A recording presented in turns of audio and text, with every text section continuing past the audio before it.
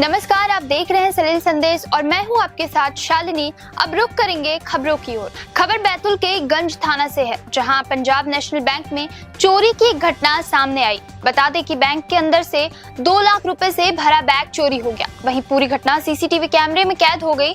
बताया गया है कि एक कियोस्क संचालक रोज की तरह अपनी जमा राशि लेकर बैंक पहुंचा था। उसने पैसों से भरा बैग टेबल के नीचे रखा और किसी कार्य में व्यस्त हो गया। इसी दौरान अज्ञात युवक बैग लेकर भाग गया।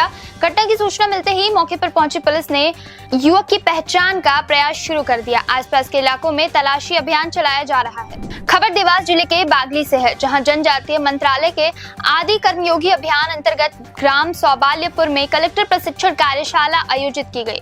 इस दौरान बीएमटी वारिस अली ने अधिकारियों कर्मचारियों को प्रशिक्षण दिया और सभी की सहभागिता की अपील की। वहीं कार्यक्रम में जन कल्याणकारी योजनाओं की जानकारी दी गई। साथ ही नव भारत साक्षरता कार्यक्रम व नशा मुक्ति में शपथ कराई गई और सरपंच प्रतिनिधि लक्ष्मण परिहार ने बाबा साहेब अम्बेडकर व भारत माता के चित्र पर माल्यार्पण किया। आप लोग सब एक हैं और हम सब लोग, जब तक हम लोग आपस में समन्वय नहीं करेंगे तो हम गांव के लोगों की समस्याओं का समन्वित होकर कैसे निकाल कर पाएंगे, उनकी समस्याओं का समाधान कैसे होगा।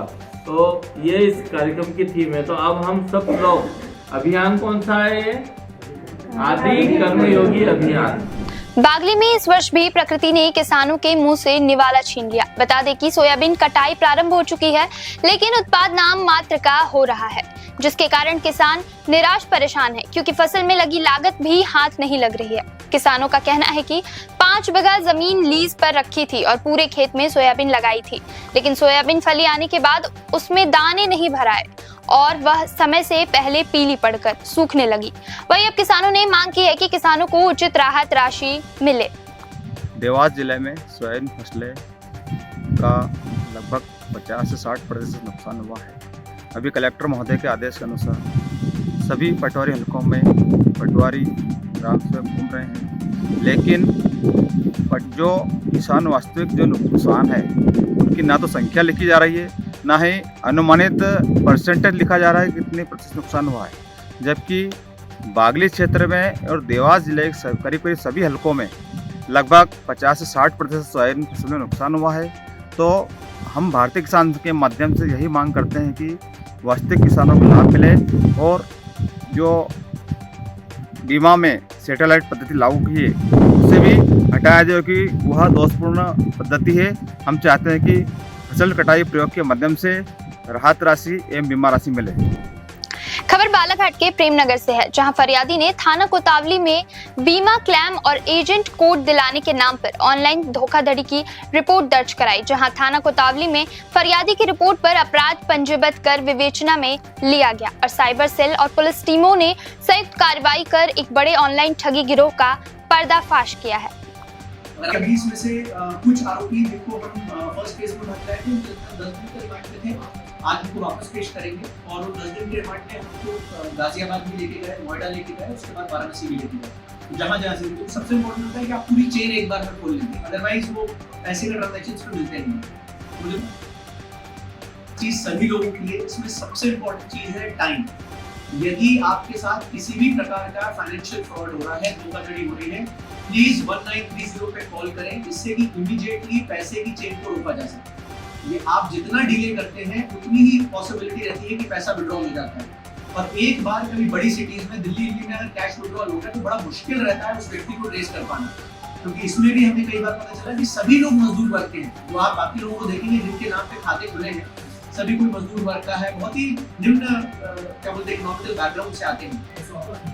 नहीं, सबसे इम्पोर्टेंट चीज है कि मजदूर को तो पता ही नहीं है कि उसके नाम पे खाता खुल गया। बाकी उनका एटीएम, उसका मोबाइल फोन, सारी चीज जो है वो फ्रॉडस्टर्स की खुद की होती है। सिर्फ आपसे तो आपका पैन कार्ड या आधार कार्ड जो है वो अकाउंट ओपनिंग के लिए दिया गया, आपसे एक बार बायोमेट्रिक कराया गया, अकाउंट का ई-केवाईसी हो गया। जैसे ई-केवाईसी हो गया उसके बाद उन्होंने आपको बताया कि जब राशि आएगी आपकी प्रधानमंत्री आवास की किसी की, तो आपको सूचना दे देंगे।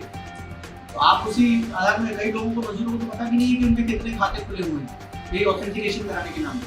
सर बैंक ऑफिसर्स की सबसे पहले हमने ऑनलाइन बीमा पॉलिसी लिया था, तो सबसे पहले राहुल सक्सेना जी का दरखास्त में तो राहुल सक्सेना थे नहीं मैंने हुआ तो मेरी गलती है।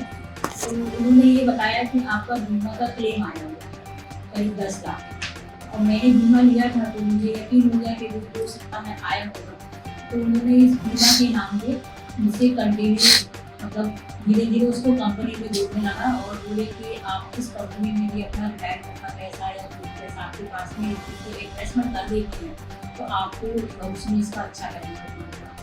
तो ऐसा उनकी बातों से और धीरे धीरे ऐसे करते 2 महीने तक मैंने लगातार वो RTGS के माध्यम से बैंक के थ्रू पैसा। खबर भिंड जिले से है, जहां न्यायपालिका का अद्वितीय दृश्य देखने को मिला। न्यायिक मजिस्ट्रेट प्रथम श्री डॉक्टर मनोज कुमार गोयल ने औपचारिकताओं से परे जाकर संवेदनशीलता दिखाते हुए 90 साल के पैरालिसिस पीड़ित वृद्धा के बयान कोर्ट रूम से बाहर आकर दर्ज किए। दरअसल 2022 में ग्राम नावली हार में 7 लोगों पर मारपीट, अभद्रता और जान से मारने की धमकी का मामला दर्ज हुआ था। वहीं इस मामले में अभियोजन साक्ष्य की सुनवाई के दौरान वृद्धा महिला की हालत के चलते वह दूसरे तल तक नहीं पहुंच सकी। अधिवक्ता के निवेदन पर जज कोर्ट रूम छोड़कर नीचे आए और कार में लिटाई गई महिला के बयान दर्ज किए। बयान दर्ज होने के बाद महिला, उनके बेटे, अधिवक्ता और अन्य पक्षकारों की मौजूदगी में 3 साल पुराने विवाद का राजीनामा हो गया।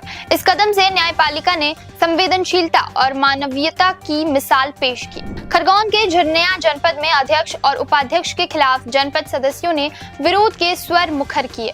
अध्यक्ष और उपाध्यक्ष की कार्यशैली से असंतुष्ट सदस्य देर शाम मुख्यालय पहुंचे, जहां कलेक्टर के नाम अविश्वास प्रस्ताव आवेदन सौंपते हुए कार्रवाई की मांग की गई। इसके बाद निर्णय लिया गया कि अध्यक्ष और उपाध्यक्ष के विरुद्ध अविश्वास प्रस्ताव पारित कर उन्हें पद से हटाया जाए। इसमें 17 जनपद सदस्यों ने उपस्थिति दर्ज कराते हुए सहमति दी है। मेरी 3 पंचायत है, बरापुर, रहता, पलूना पंचायत एक मेरी है और एक गुरवाल है, एक कुड़ी। उस क्षेत्रों में हम घूमने जाते और सरपंच सचिव को बोलते हम कि भाई क्या चल रहा है, क्या, तो मतलब वो बोलते कि तुम्हारा काम दो हमको, भाई तुम्हारा काम दो तो अपन कहीं ना कहीं करेंगे। फिर जो हमको वोटिंग दे के बनाए उनके पास जाते, भैया हमारा कहीं करवा दो, खेत तालाब करवा दो, हमारा ये करवा दो। फिर जनपद में हम जाते बोलते वहाँ जाके और हमारे कहीं सुनवाई नहीं होती। 3-4 साल निकाल दिए, अभी तक हमको कहीं नहीं। क्या चाहते हैं आप? अब ये चाहते हैं हम कि उपाध्यक्ष से अध्यक्ष को भी हटाने चाहते हैं। यहाँ कम से कम 19 जनपद सदस्य एक साथ में आए हुए हम, और ये सभी जनपद सदस्यों की समस्या है कि इनको इनके क्षेत्र में काम ना मिलने की वजह से जनता से बहुत परेशान है। जनता इन क्षेत्र में घूमने नहीं देती, इसलिए अध्यक्ष उपाध्यक्ष के खिलाफ प्रस्ताव लाने के लिए यहाँ कलेक्टर ऑफिस आए। क्या मांग करी आपने? हमने हमारी राशि का जब भी पूछा है सीओ से, ना तो कोई सीओ हमें जवाब देता, ना अध्यक्ष उपाध्यक्ष हमारी राशि का सही तरह से बताते हैं। झिरनिया जनपद जो हमने टीम बनाई थी उसको वो उनके कार्यशैली से हम खुश नहीं है। वो अधिकतर जैसे 4 वर्ष होने को आए हैं, अब तक हमारी जनपद निधि नहीं थी जो 15 किस्त से आती है, और हमारी जो जनपद है उसको इन लोगों ने ठेके पे दे दी है और अधिकतर ठेकेदारों को बिठा के रखते हैं, तो अध्यक्ष उपाध्यक्ष। और हम जिस पार्टी की विचारधारा है कि विकास को लेकर, उनको हमने पार्टी को देख के हमने जनपद को बनाया, लेकिन ये लोग कहते हैं कि निधि नहीं आ रही, जबकि हर जगह जनपद सदस्यों की निधि आ, तो ये लोग पार्टी को भी बदनाम कर रहे हैं। तो हम तो मांग करते हैं कि पार्टी के लोग भी, जो इनसे वरिष्ठ लोग हैं, इन लोगों पे कार्रवाई करें और इनको इस कार्यभार से मुक्त करवाएं। खबर मंदसौर के गांधी सागर से है, जहां एमपीटी ने फॉरेस्ट रिट्रीट का आयोजन किया, जिसमें सीएम यादव के हॉट एयर बैलून में आग लग गई। जहां सुरक्षा कर्मियों ने ट्रॉली संभाली। रात्रि गांधी सागर में गुजारने के बाद सुबह एक्टिविटीज में भाग लेने पहुंचे थे सीएम। उमरिया में सिगुड़ी मोड़ पर बस स्टैंड की मांग को लेकर हाफ टाइम बाजार बंद का आह्वान किया गया, जिसे व्यापारियों और स्थानीय नागरिकों ने व्यापक समर्थन दिया। वहीं दोपहर तक अधिकांश प्रतिष्ठान बंद रहे और लगभग पूरे बाजार में सन्नाटा पसरा रहा। बता दें कि सिगुड़ी मोड़ पर बस स्टैंड की मांग लंबे समय से उठाई जा रही है। इस मुद्दे पर हाल ही में आयोजक मंडल और नागरिकों ने जिला प्रशासन को ज्ञापन भी सौंपा था। वहीं नागरिकों का कहना है कि बस स्टैंड न होने से यात्रियों को भारी असुविधा होती है और यातायात व्यवस्था भी अव्यवस्थित रहती है। ओमकारेश्वर में राजस्थान के दौसा से आए 5 श्रद्धालुओं में से 2 युवक रोहित सिंह और गुरु प्रताप सिंह अभय घाट पर मस्ती करते हुए डूबने लगे। घटना के दौरान धोती बढ़ाकर युवकों को बचाने की कोशिश की। इस बीच पास में मौजूद 2 युवकों ने साहस दिखाते हुए तैरकर एक युवक को सुरक्षित बाहर निकाल लिया, साथ ही दूसरे युवक की जान भी बचाई। गौरतलब है कि शासन प्रशासन की ओर से लगातार गहरे पानी से दूर रहने और सावधानी बरतने की मुनादी कराई जा रही है। खबर भिंड जिले के पिथनपुरा गांव से है, जहां प्रशासन ने बड़ी कार्रवाई की है और कार्रवाई करते हुए खाद माफिया का गोरख धंधा उजागर किया है। बता दें कि गांव का पंचायत भवन, जो ग्रामीणों की बैठकों और योजनाओं का केंद्र माना जाता है, वहां पर ही यूरिया और डीएपी की बोरियों का अवैध भंडारण किया जा रहा था। जब इस बात का पता चला तो 8 सितंबर को कलेक्टर और कृषि विभाग की टीम ने पंचायत भवन में छापा मारा और भारी मात्रा में खाद बरामद किए। वहीं कृषि विभाग के एसडीओ ने इस मामले में एफआईआर दर्ज कराई और आरोपियों में खाद भंडार के मालिक राजीव समाधिया और कृष्णकांत उपाध्याय को नामजद किया गया है। वहीं ग्रामीणों का कहना है कि खुलेआम अवैध भंडारण होने के बावजूद लंबे समय से कार्रवाई नहीं हो रही थी। अब जब प्रशासन ने बड़ा कदम उठाया तो साफ हुआ कि खाद माफिया पंचायत भवन तक को गोदाम बनाने से नहीं चूक रहे हैं। लाहार के जमुहा रोड पर लंबे समय से संचालित हो रही अवैध आरा मशीनों पर प्रशासन ने बड़ी कार्रवाई की। एसडीएम विजय सिंह यादव ने मौके पर छापा मारते हुए आरा मशीन को सील कर दिया। कार्रवाई के दौरान संचालक से लाइसेंस मांगा गया तो वह कोई वैध दस्तावेज प्रस्तुत नहीं कर सका। वहीं फॉरेस्ट रेंजर से पुष्टि होने पर यह स्पष्ट हुआ कि मशीन पूरी तरह अवैध थी। मौके पर बड़ी मात्रा में नीम, जामुन, बबूल और महानीम जैसे हरे वृक्षों की लकड़ी बरामद हुई, जिनके तनों से साफ झलक रहा था कि वृक्ष हरे भरे ही काटे गए थे। खबर मध्य प्रदेश के भिंड जिले से है, जहां पुलिस को बड़ी सफलता मिली है। बता दें कि पुलिस ने कार्रवाई करते हुए कुख्यात इनामी बदमाश को धर दबोचा है। साथ ही आरोपी के कब्जे से हथियार भी बरामद किए गए हैं। आपको बता दें कि बदमाश ने एक व्यापारी के साथ लूट मार की थी। आज की खबरों में बस इतना ही। बने रहिए सलील संदेश के साथ।